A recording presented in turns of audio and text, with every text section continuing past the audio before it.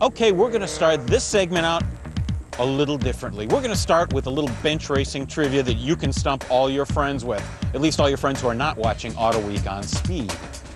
What is the significance of KAR 120C? KAR 120C. We're going to get to that a little bit later, but right now we're going to talk about this car. This is a Caterham Super 7. It is very much a seminal automobile. Why? Because it was built and is based off of the car that Colin Chapman designed more than 40 years ago, the Lotus Super 7.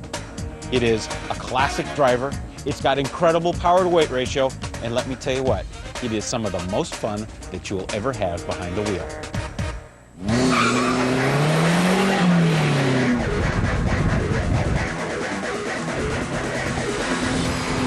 To understand where this joy comes from requires a bit of Caterham lore. Race builder Colin Chapman introduced the angry little Lotus 7 back in 1957 as an affordable club racer. 16 years later, he sold the rights to build the car to a Lotus dealer in, of all places, Caterham, England. Caterham has built this nimble buzz bomb ever since.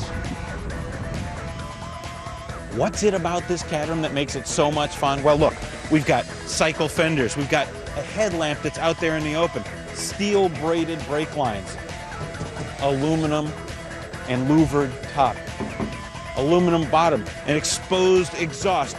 These are the doors, okay? Are we worried about hearing a thump? No, we're not. Sports cars today are more worried about Napa leather, and they're more worried about sound deadening and the creature comforts. The only creature comforts in this car are the seats that, yes indeed, will go all the way back to fit even me, 6 feet 4 inches tall. And the great thing, they're nice and plump and fluffy. And that's a good thing because, well, we're 4 inches off the ground. This is a real car. The Caterham 7 is a tube frame car that weighs around 1,200 pounds. This particular Road Sport SV model has a Ford Zetec engine that pushes out just under 150 horsepower and fits to a close ratio 5-speed. Its front double wishbone suspension and an optional DDL rear axle give it a sprightly step. Think of a crouching, pouncing cat. Now scald that cat, and you have Caterham. It's easy to see why weekend racers like the Caterham 7 so much. A short shift gear throw, and look at this.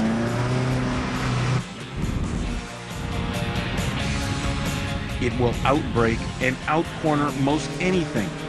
And depending upon engine choice, yes, it can even suck the doors off a Porsche 911. Now that's fun. Now you can buy these cars in England and they start at $21,000. They start that way as a package, or that you can build.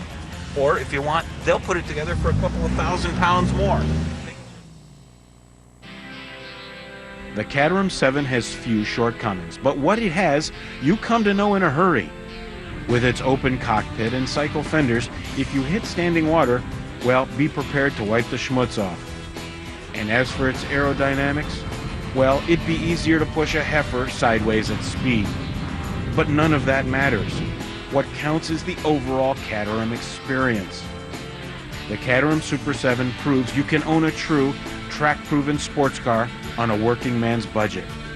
Most important, it proves light and low is the way to go, just like it was when Colin Chapman introduced the Lotus 7 back in 1957. So people are spending tens of thousands of dollars and hundreds of hours trying to restore vintage cars to recapture some of that essence of driving post-war cars of the 1950s and 60s. Well, they don't have to. Why? Because the Caterham provides that. It is very much the kind of car and experience that those cars give in a really up-to-date package. Oh, and by the way, KAR 120C was the license plate of the Lotus Super 7 that Patrick McGowan drove in that cultish television classic of the 1960s, The Prisoner. There's your answer. For Auto Week, I'm Dutch Mandel.